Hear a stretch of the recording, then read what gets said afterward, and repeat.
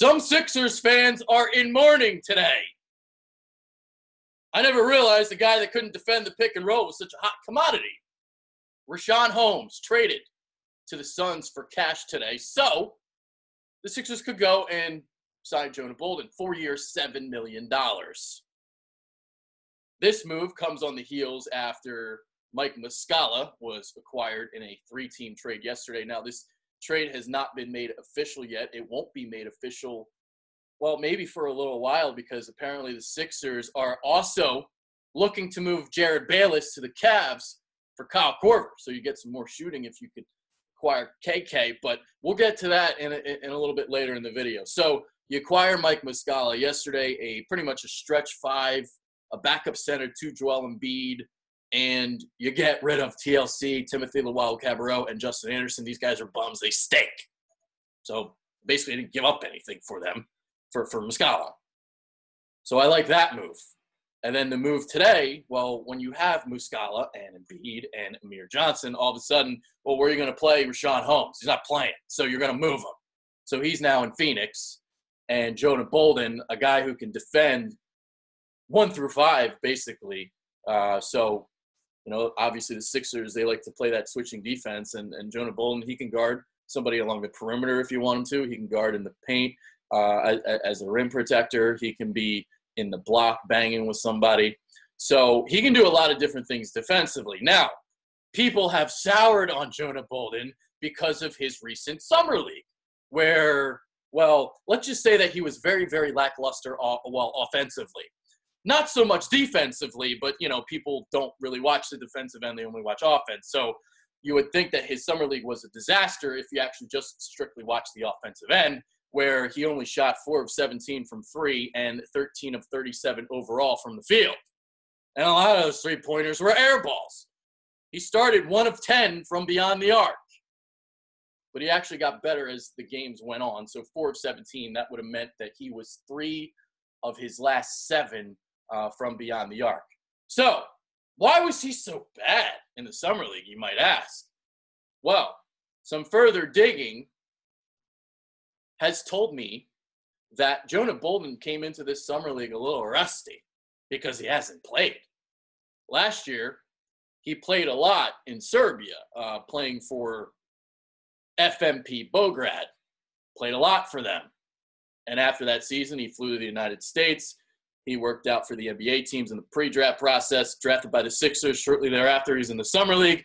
And he had an exceptional summer league where he showed off the shot, he showed off the defense, being able to switch seamlessly 1 through 5, a rim protector. Jonah Bolden was showing a lot of different things last year. But then this year happened. And he also signed with a new team. So this year he played in Israel for Maccabi. And one of the rules in Israel is you have to sit 3 foreigners. So I don't know why they have this stupid rule, but apparently you have to sit 3 foreigners. And because of that, Bolden was one of the guys that sat out the last 4 games. And 4 games in Israel is a span of 3 to 4 weeks because they don't play multiple games a week. It's only like 1 or 2 games a week. I think it's only 1 game a week, actually. So he didn't play. He's been rusty. He hasn't played leading into the summer league. And it definitely looked like it because the Jonah Bolden from last year was so far ahead of the Jonah Bolden that I saw this summer league. So I'm hoping that we'll see the Jonah Bolden from last year. You just get him playing a little bit more. You get him involved and, you know, put him out there. See what he can do. So I will say that I think he needs to improve on shot selection. Don't just jack up threes whenever you get the ball. But I think from a defensive standpoint, you have something to work with here. And it's important because the Sixers this offseason has, even though you didn't land one of the stars, this offseason has been around beating Boston. Just put the pieces together. What did the Sixers got rid of their non-athletic guys and replaced them with athleticism, guys that can defend. Kyle Korver, well, if they acquire him, he wouldn't be, you know, a defender, obviously, but Zaire Smith, Wilson Chandler, Jonah Bolden, a guy that can switch seamlessly. So you got more athleticism along the wing to defend those Jaylen Browns and Jason Tatums of the world. Gordon Hayward's going to be there this year. So you got to get better at that, because obviously we saw in the postseason, Jason Tatum, Jaylen Brown, 8 Ersan Ilyasova and Marco Bellinelli alive. Those guys could just not handle the wings of Boston. So the Sixers, while they may not look better on paper as a team, I think they are better suited to beat Boston.